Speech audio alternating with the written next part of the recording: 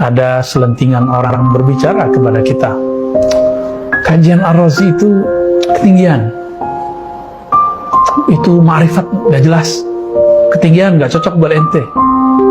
Kita benerin syariat dulu. Kita cek, ternyata yang ngomong orang yang sudah umur 50-an, 60-an, bahkan 70-an. Kalau kita memikirkan, membenarkan syariat yang zahir dulu, kapan mau benar? Bukankah sudah cukup sebenarnya dengan belajar fikih Syafi'i, kita belajar syariat salat? Rukun 13 dimulai dengan niat, diakhiri dengan salam. Itu sudah belajar syariat. Maka coba kita lihat ulama-ulama kita terdahulu. Seandainya kalam ini kita pakai, maka kita sedang ngejek Imam Ghazali. Imam Ghazali, beliau mengatakan belajar fikih itu belajar mengetahui sholat sah dan batal. Tapi belajar ilmu makrifat itu belajar mengetahui sholat kita sah, diterima, atau cuma sah secara syariat, hukum zahir, mardud atau makbul, diterima atau ditolak.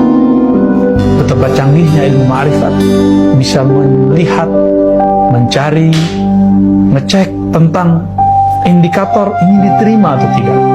Sahabat-sahabat bukan Allah. Jadi tolong jangan katakan lagi hal itu. Ini yang pertama.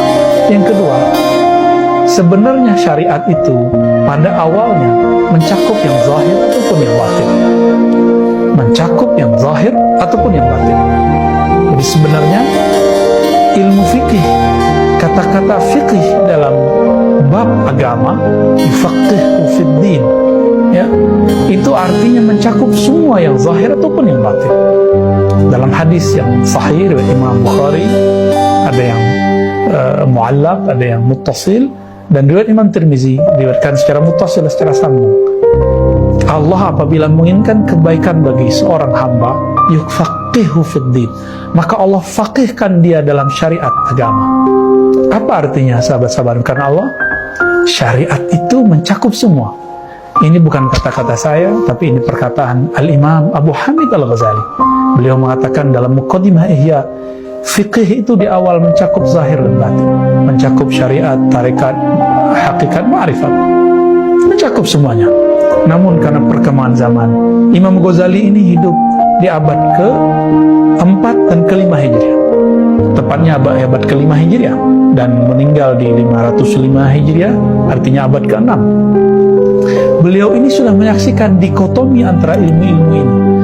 Dalam pikiran kita, ilmu ini boleh terpisah, tapi dalam prakteknya ilmu ini tidak boleh terpisah. Namun karena sudah terpisah, sudah talak 3 antara ahli fikih dan ahli tasawuf, maka yang khusyuk cuma sufi, yang mengerti hukum cuma ahli fikih. Akhirnya berperanglah mereka berdua. Tuduhan ahli fikih kepada sufi, ente ahli bid'ah. Tuduhan sufi kepada ahli fikih, ente sholat tidak pernah khusyuk. Mau sampai kapan perdebatan ini mau kita teruskan? Sehingga kata-kata orang-orang ahli syariat, benerin dulu syariat ente, baru belajar ma'rifat. Udah berumur 50-60, belum juga belajar ma'rifat, belum juga belajar mengenal yang disembah. Sama-sama dengan Allah, saya tidak mau tertarik dengan perdebatan itu. Kita ambil saja riwayat Imam Bukhari, kalam Nabi kepada Sayyidina Ali dan Mu'az bin Jabal. Apa kata Nabi? Wahai Ali, wahai Mu'az, kamu akan mendatangi qauman min ahli kitab. Jadi ketika Mu'az dan Ali dikirim ke Yaman, sana ada orang-orang Nasrani, ada sebagian orang-orang Yahudi. Lalu Nabi mengatakan, engkau akan mendatangi ahli kitab. Apa perintah pertamanya? Ud'uhum ilallah. Ajarkan mereka, ajak mereka untuk mengenal Allah. Coba lihat lafaznya. Fa'iza arafuhu. Apabila mereka telah bermakrifat kepada Allah, lalu ajarkanlah mereka sholat. Baru ajarkan mereka zakat, baru puasa, seterusnya dan seterusnya. Berarti kita sudah melanggar hadis Nabi.